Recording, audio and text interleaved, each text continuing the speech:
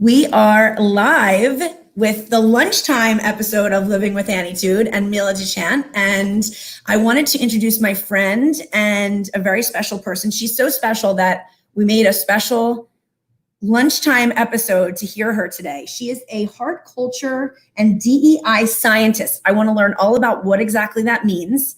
One more reason that you're special, Mila, which I told you already, is because you are my first official guest. And I was doing a Living with Annietude podcast, and it was just me. And I did some talking. I did like 20 minutes, half hour sometimes. And then I started to get requests to come on and talk, and I wanted some guests. And you're the first one that booked with me. So I appreciate it and welcome. Thank you. Oh my God, it's such an honor to be the first guest. And thank you for being so flexible in having lunchtime. Of course, it's lunchtime. This is like a whole new world. I love it. It's not evening. We have the whole day ahead of us. It's a very special time. So I'm so glad you came on today. Now, I have not seen that. Well, let me do this. Let me give you a little background. Living with Annietude. I'm not sure like how much you know, but Living with Annietude is a play on my name, obviously, attitude. Mm-hmm. And that's all fine and good. But what it really means is it's not just a play on words. It's more than that. It's a way of living, and it's being your best self and paying it forward, and not in that toxic positivity way, but in a real, authentic, helping others, passing on your soul and heart in all that you do, trying to do the next best thing. And when you lay your head on the pillow at night, being able to say, I did my best today. I was the best mom or person or colleague or whatever it is today. And, what can I do to be a better person tomorrow? Who can I help? Because truly, I think in this life, healing is helping and helping is healing. And we're healing all of us as we help others. And I think that that's truly, when it comes down to it, when no one's looking, what you're doing is if you're being your best self when no one's looking, I think that really, really says a lot about you. So I think that goes perfectly hand in hand with my first beautiful, wonderful official guest as being the heart culture scientist. I want to hear all about you and a little bit, if you could just sort of run down what that means, and then we can get into some questions. Sure. So I absolutely love what you just described about your show, right, Annietude. And I love that you mentioned about the toxic positivity and just being your real self. And that very much your mission aligns very much with what my mission is about, right? Like my mission is to eliminate the poverty of the minds and hearts, which a lot of people have, right? And that aligns with toxic positivity, where people are like, oh, that's a nice dress, but at the background they'll be like, oh, she's such a bee and her butt looks big, like my whole thing is to eliminate the poverty of the minds and the hearts, and truly enabling someone and placing someone as opposed to displacing them from society. So I got into the work I am in now, and the whole point of a heart culture scientist, my background is in engineering and human conditioning and culture. So I was like, you know what, I'm going to combine everything and just start my company and really focus on empowering and enabling people, because I had experienced a very toxic environment during my corporate tenure. In 2018, I stood on top of a building ready to commit suicide because, if it was not for the voice, I don't know where this voice came from, Annie, as God was looking at for me, and I heard, stop. There was no one around. I swayed in front to jump, and I heard this voice, stop. There was no one around. That was the defining moment for me to revisit my currency, to revisit why I am on earth. So I decided to, take a look at where I was and to fight back, because I was bullied during my corporate tenure. The narratives I heard was, I'm a foreigner, I can't speak English, I'm stupid, I can't do anything right. If I questioned, it was taken in the form of retaliation, right? And they retaliated in ways by dumping work on me. So I worked like 16, 18-hour days.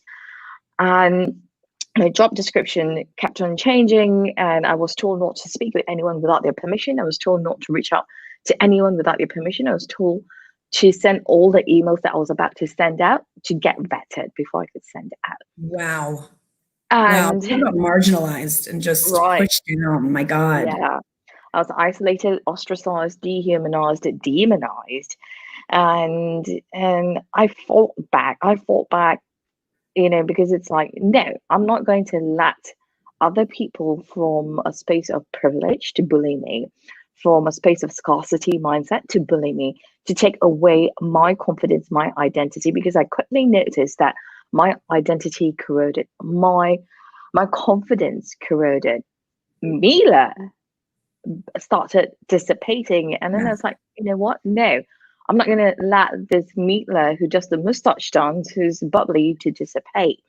And even my husband was like, you're not the same person whom I saw 3 years ago, right? Because that was the kind of depression I had undergone, the anxiety, the bullying. So I fought back, and I started my company really focusing on what does it mean to value someone from the core? Because it doesn't cost you a shilling to show kindness. It doesn't cost you a shilling. Amazing? Right. Isn't it amazing? It really, it's free, yet it's so few and far between. And yeah, oh my gosh. Okay, go on. I didn't mean to interrupt. I just think your story is no. And empathy, it does not cost anything to show empathy, and to truly treat empathy like a human emotion, right? And a lot of the times people think, oh, they can go for an empathy course and all of a sudden they can use empathy to capitalize on your business, capitalize on leadership. But no, it's truly a human asset to have to show empathy, right? It's not that you wear a mask, come to work, and give someone an award saying most empathetic person. Yes. No, right? No. That's the BS portion of it, and there's always going to be some of that. But I think that what you're talking about too is the society's, in order to act that way and to be truly filled with heart and be an empathic soul, or at least empathetic in some ways. I believe I'm an empath, but to be empathetic toward others, right?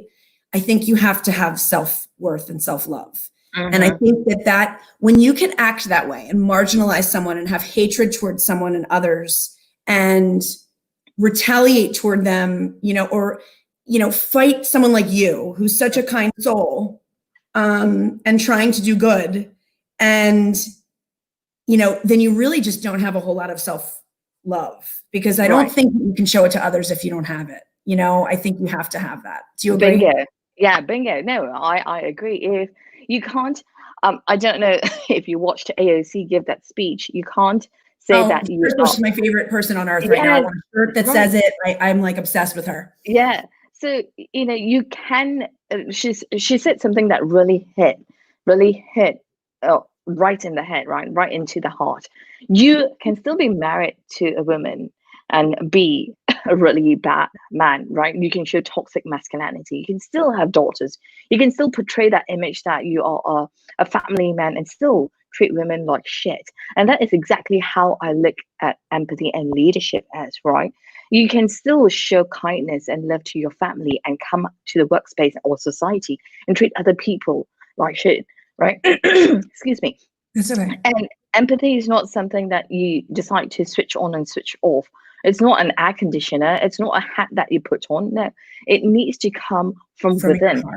Right. In order to move forward, we have to dig deeper within. Right. It's like, if we want to love someone else, we need to learn how to love ourselves. Yes. We can't like shout out at our children, shout out at our spouse or parents, whomever that we love, and say sorry and repeat the whole thing again. We can't do that, because in order to truly love, you need to understand how a human heart beats, how the heart and the brain is connected, how everything is connected, right? It's like, it's just like planting a seed. You can't plant a seed and say, okay, here's sunshine, and not give it water. And just give it water once a week. So go ahead. No, I was just going to say, where do you think this current, both COVID as well as the current national outrage due to the social unrest and what's going on with Black Lives Matter and everything occurring right now, how do you think those two things sort of affect your mission? And that's a broad question. I know that, Right. but I mean, off the top of your head, where would you say, how would you say you've been affected by those two? Yeah, absolutely. Things? So I'm going to touch on the COVID aspect of it first. When COVID started, everyone kind of freaked out, like, oh, it's a shutdown. I can't see my family. I can't speak with my friends. I hope people realize that they had a huge privilege that not many people have, right? Privilege of getting inside your car, driving to the closest Starbucks. That's a privilege that not many people have, right? When I say not many people have, people who are working paycheck to paycheck or low income, right, minimum pay, where they are struggling to climb up the ladder, are struggling to be seen at the workplace, right? Like immigrants or colored people, POC, that's a struggle that they can't. That's a privilege that they can't afford. The privilege of going to Starbucks. So I had a lot of narratives like, oh, I can't go to Starbucks. That's a privilege. And privilege of seeing family. And a lot of people were having this thing about, oh, I can't speak with my family, my right is taken away. And then it occurred to me, I didn't have the privilege of seeing my mum. She's in a different continent. I have to get on a plane to fly, dedicate a few hours to fly to go see her. And that has been a privilege that has been taken away from me for like 10 over years. But at the same time, I've been connecting with her via FaceTime and via video chat conferences just to keep in touch and to hear her voice and also have that conversation. But it was interesting to see people saying, oh, I can't hug my mom, I can't hug my parents and all these things. And then I was like thinking, if you are experiencing this, can you step back? Can you step back and even empathize? I don't even want you to empathize, but even realize what people in this country, who are separated from families who live in different continents are going through. And I got a chance to speak about it as well. But on the other hand, it also brought visibility to the whole narrative of companies saying, oh, the future of work. Right? Future of work can be remote working. We will attend to that in the future. Diversity can be in the future. Women in leadership can be in the future. And this whole COVID brought a huge highlight to what the invisibilities are existing, right? Yes. Working from home, like parents are supposed to put on multiple hats, and that they became teachers, not just on. Oh yes, yes we did. Right, teachers, educators. They became personal chefs. They became conflict resolutionists. They wore many hats, right? And I spoke with so many parents, and even though they had the time, like the traveling time was taken away, they still got up at 5 a.m. to prepare for the day, right? Juggling different things with the children being homeschooled, they still logged off at whatever time, 5 p.m., prepared dinner, gave a bath to whomever that they had to do, but they logged back in at 8 p.m. and to work. It extended their working hours. So it gave me an opportunity to speak with a lot of organizations and really show them, hey, how are you treating your people? Are you just treating them as though you just show up to work from 8 a.m. to whatever time? Yeah. Mm-hmm. Yeah. And some people work till 7 p.m. and work them as though they are hamster on a wheel, keep on running, and not really understand their mental health, their well-being, how they are feeling, how it impacts their worries. If they have a sick child, disabled parents, anything. It highlighted. I think it really highlighted and put the spotlight on some of these inequities and some of the lack of understanding and the lack of empathy and the lack of heart that was occurring at these companies with these leaders. And so if there's at all a silver lining in any way, you can kind of look at it that way. I mean, I like to look at the silver lining. That's part of living with Annietude, is to seeing the positive aspect of things. And of course, my heart bleeds for and is in pain for the people that are suffering and the deaths that have occurred and the people that are obviously still getting sick.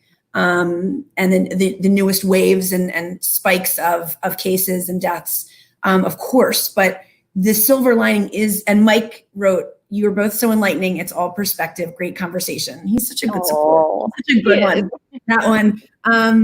And, you know, I think it really kind of shows a perspective on things. I mean, like, for example, look at your background when you're, so in the back of me, it says gather, which you can't really see, but it is in front of my dining room table, which I told you before we came on air, I've taken over because the 3 desks in my home are not enough. I have to take over the dining room table. But behind you, you know, I think the eye chart is really interesting. I love that. I think that's super cool. Hardship, grateful, thankful, blessed. You have the Buddha. I mean, it's just a really interesting perspective that you're taking on just being on camera, right? Because we all have that lens of how we're seen. And you're not only showing the lens of how you're seen on camera, but also what you're putting out to the world. And I think it represents, and mine being gather, you know, I just want people to have harmony and do the next best thing and be together and have, you know, that balance in life and positive Annietude. And I think together we sort of are putting out the same message. And that, like you just said, is so contributing to this sort of silver lining, which is that, you know, I think this will change working from home. I think it has. I think it will in the future too, whatever that new normal looks like. You know, there's a different perspective. And I think that the people that don't understand that heart facing and heart first perspective are going to fall by the wayside. I don't think that they're going to be successful anymore. That tyrannical thing is for the birds. Yeah. No, I'm with you. And you mentioned a really great point about perspective, right? So I want to tell you something about the eye chart really quickly. Okay. So eye chart is such an important facet that we don't even think about, right? In such a fast-paced culture, I call it the ever now culture, because everything needs to be in the now. Everything needs to be now. I want that report. I want that food. That instant gratification, that impulsivity is such a danger. Right. And even at the workplace, right, you're supposed to sit in front of your screen for 8 hours, 10 hours, 12 hours, get the work done. But your eyes are your window, not to only your soul, but it is a window to everything that is going around you. So when you block that for 8 to 10, 12 hours, some people work 16 hours, you are only focused on one thing and you're putting on blinders. Your eye is a muscle, right? No wonder that people's eyesight gets worsened. You know, their degree goes up again and they get migraines, headaches, whatever. Astigmatism does. It impacts your health. When your eyes get impacted, your brain gets impacted. It has got impacts on your health as well. Absolutely. Not a lot of people realize that. So I put that for a reason to remind me I need to exercise my eyes. I need to look around. I need to look farther than this computer screen. I need to look to the tiniest piece that my eyes can't reach, but my mind can reach. Oh, I love that. It's so beautiful. Yeah, so that's the reason why I put it over there. And of course to help my eyesight get better, right? And to have that possibility, because all you hear is that you can't improve your eyesight, you can't improve your health, you can't do this. How about we erase all the cons, take out the the apostrophe NT, and just put it as you can if you expand. You know what I say, Mila? I can't. If I say I can't do that, I try to add afterwards yet. Yes. I haven't done that yet. That is something that I add in my head with that voice that tells me I can't do things. I can't do that yet. That doesn't mean I can't learn it. That doesn't mean I can't strengthen that muscle, whatever muscle you're talking about. And I mean, I am so fascinated with eyes. I'm fascinated with eye color. And, you know, people have always told me my eyes are my whole face. Like there's so much that and they're always open really wide and, you know, just who I am. So I think there's so much about you just said it so eloquently about it's being in the present and looking at what you're looking at, but it's also not putting on blinders and seeing that. Now I have really, really bad vision. So I'm never going to see that tiny line. I mean, if I get really close, I'd have to get this close to see it. I'm never going to see that tiny line I always wanted to. Whenever I have to take off my glasses for my exam, which in fact I do this afternoon, I have an eye exam. How funny is that? I'm always like, don't laugh at me. I'm covering up. I'm like, I can't see it. I can't see it. I can't see, you know, but it is fascinating how analogous that is with life. Right. How close do you need to get to something to see the nuances? And I'm somebody who really, and I think you are too, where, you know, it's easy to miss things because you have your blinders on and you're so focused. But if you make a conscious effort to see the nuanced parts of things and the little things, Mm-hmm. you know, like I have all those things in my life. Do you have like little things that you just like when I can pull through a parking spot and be facing outward, like it's just one of those little things that like, you know, there's little things that people do or remember or things that I see every day. And I stop for a second and I'm grateful for them. And that's what that reminded me of. Yeah. No, it's so true, because it's like I need to challenge my own biases every single day, right? Like it can be in the form of I'll be driving and someone cuts me off, and I'll be like, oh, what, you know, in my head. And then I've got to remind myself, probably that person is in a hurry, and probably that person is having a diarrhea and needs to go to the hospital, something, right? Maybe. Right. Right. Like You never know. Yeah. Yeah. And always to remind myself that it's, and if someone honks at me, and not to take it personally, right?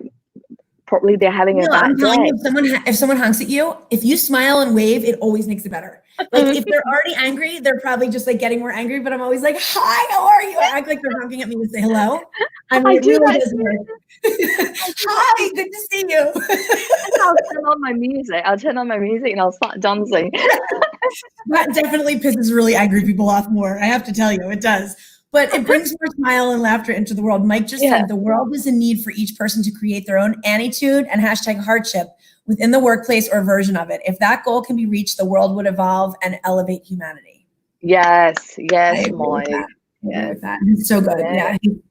He's a different kind of guy. He's like superhuman, I think. I told him today that he's actually superhuman as far as his heart and soul goes. So shout out to Michael Paterano. I've officially started to say, stop calling yourself Mike. You are a man and an adult, and you're Michael. And he's like, you're right, I am Michael. So we're changing it. We're changing it from, I probably just embarrassed him, but we're changing it slowly over time to Michael.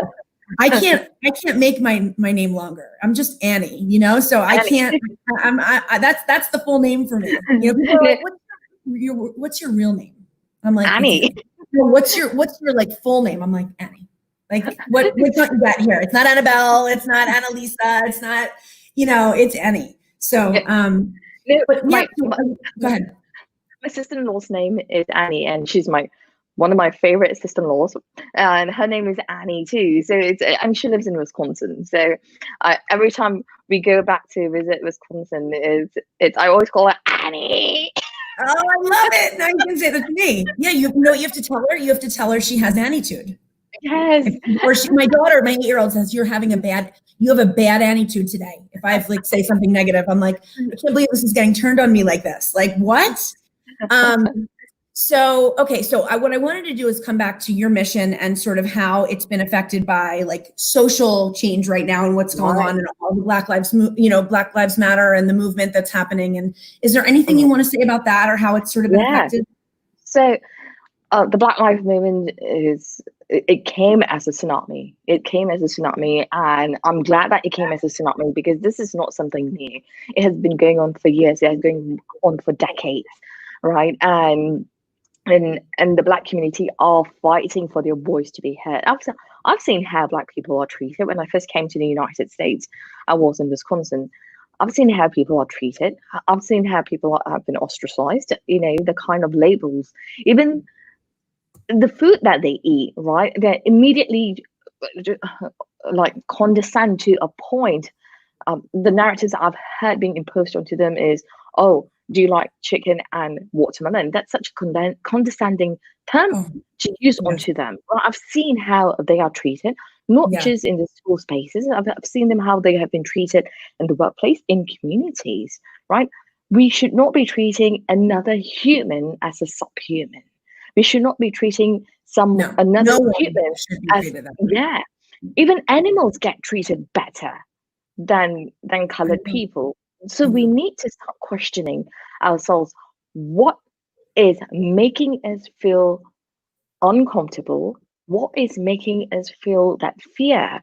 what is making us have that scarcity mindset that we cannot accept someone else who doesn't look like us?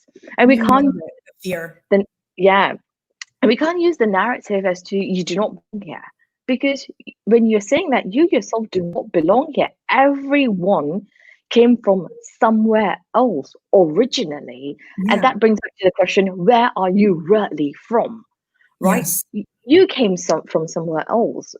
Everyone came from somewhere else. Every country, there was a mass exodus from somewhere, like aeons ago. Totally. And right. And it's people just are ignorant and they don't Right, know, and they have, everyone has biases, right? But it's like, what do right. you do with them? And everybody, I think it's a lot of fear, a lot of Mhm. fear. And, I think there's a lot at play.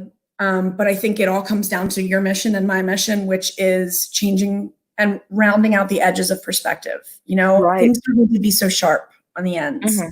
It can be more rounded. You can live by Yeah. your heart. If everybody lived with their heart first, can you imagine what this world would be like? Oh, it would be a beautiful place. It It'd would be be a beautiful utopia of right. beautifulness. Just take the ecosystem, for example, right? The ecosystem is so diverse. Oh, this is my And other mission in life too. Yeah, I'm an environmentalist, so I'm with yeah, you. every every living thing, I'm not talking, okay, I'm gonna leave all the human beings outside for a bit. Every living being, animals like giraffes, tigers, ants, bugs, everything has got a purpose. Purpose. Yep. And its purpose feeds into or contributes to some other living thing's purpose. Yep. Just like birds and bugs. Without them, plants will not be pollinating, will not be able to reproduce and whatnot. There's a cycle into it. Each plant complements each other, right? Absolutely. Some plants, the greens are so essential. Even in a jungle, every plant has got a function for animals. Every plant, if you study a plant, a tree, each leaf will not touch each other. They have got their own like intelligence, how to move, how to coexist, even they're from the same branch, from the same roots. And that's exactly how I look at humans. We all are from the same roots, right? We have a heart, we breathe in Yes. the same oxygen, we drink the same water. But as the branches of a tree branches out, each leaf, each fruit is different. No one orange will taste the same as another orange. And that's exactly how we Beautiful. each are. And and we need to start realizing that we are not different. Even though there are differences, we We're are not the that same. different. Yeah. Yes. We all have the same reason for being, but we don't. We all have different reasons for being. So we're all Right. separate but the same.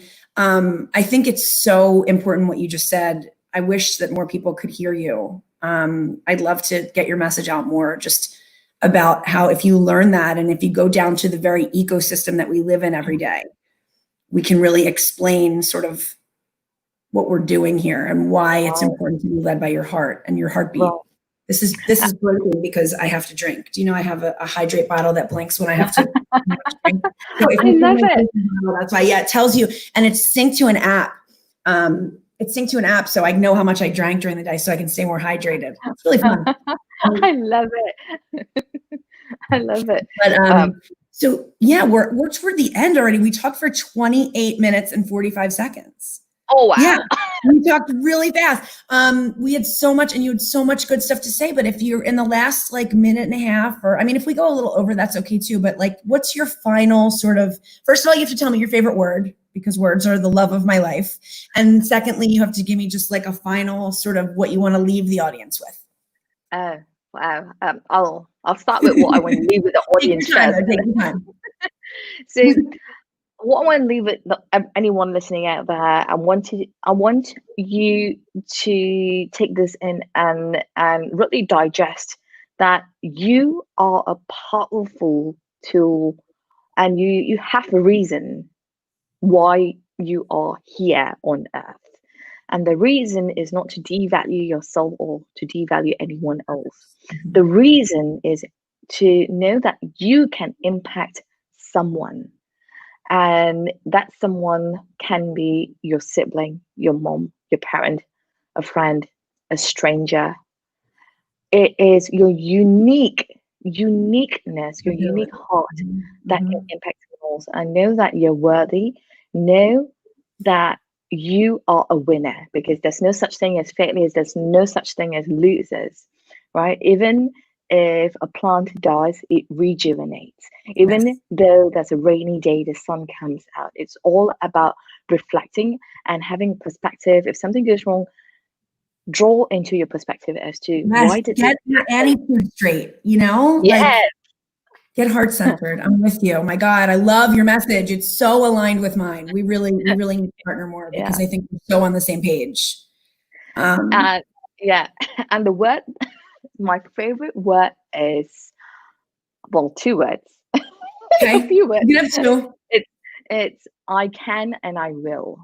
And I always start my day, the minute I get up, I will lay on my bed, and that's the first thing I will say. I can do this. I will do this. I always speak things into fruition. So I always take 5 minutes out of my day. The first thing I get up, rather than reaching out for my phone, I'll say this: I can and I will. Mila. And you fill out those sentences. I love that. You are a beautiful human being and a beautiful person. I knew that the first second I saw you on the 4R when we did that together, before we even spoke. I'm so happy to have had you. And I'll never, ever forget that you were my very first Living with Annietude lunchtime ever. And your message is beautiful, and it's spoken from your heart and soul. And I appreciate it so much. And I thank you for your time today. And I know that we will partner down the road. I know we will. Yes, absolutely. Thank you again for having me. It's such a blessing to be on your Annietude show. Thank you. Thank you. Hold on one second. I'm just going to end this, but stay where you are. Okay. Thanks, everybody. Thanks for listening. We appreciate you. Go live your best life and live it with Annietude.